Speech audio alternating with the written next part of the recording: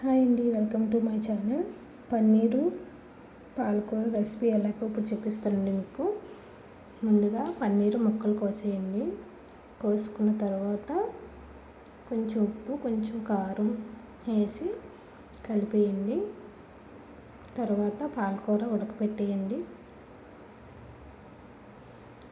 ఉడకబెట్టిన తర్వాత కళాయిలో ఆయిల్ పోసుకొని పన్నీర్ ముక్కలు అందులో వేపేయండి.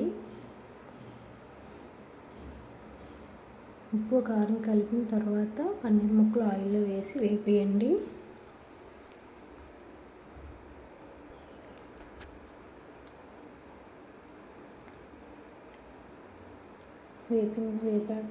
అవి వేగుతుండగానే కొంచెం అల్లం, ఎల్లుల్లిపాయలు, 2 పచ్చిమిరకాయలు,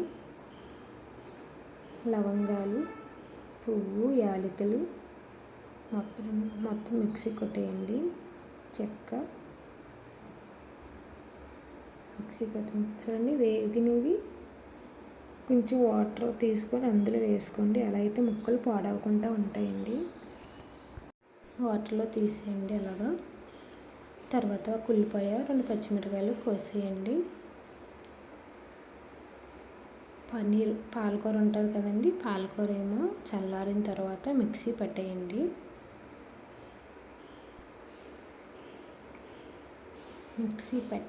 మిక్సీ పెట్టిన తర్వాత ఉల్లిపాయ, పచ్చిమిరకాయ, అలాగే కరివేపాకు వేపేయండి.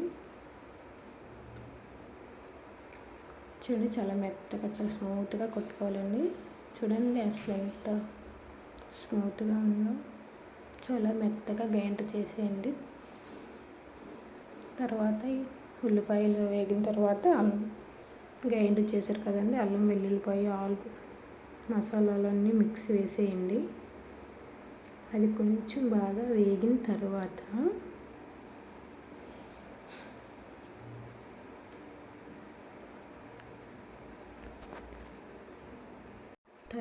జీలకర్ర, కారం, టేస్టింగ్ సాల్ట్, ధనియాల పొడి మీకు చూపిస్తున్నాను కదండి, అది బ్లాక్ పౌడర్. అది చాలా తక్కువ వేసుకోండి. చాలా అంటే చాలా తక్కువ, బికాస్ అది చాలా ఘాట్ ఉంటుందండి. బ్లాక్ పౌడర్ మాత్రం చాలా తక్కువ వేసుకోండి. మిగతావన్నీ ఒక్కొక్క స్పూన్ వేసుకోండి. చూడండి, ఇలా వేసేసిన తర్వాత ఇలా కలిపేయండి. మిక్స్ చేయండి బాగా. మిక్స్ చేసిన తర్వాత కొంచెం వాటర్ వేసి మిక్స్ చేసిన తర్వాత పాలకూర వేసేయండి.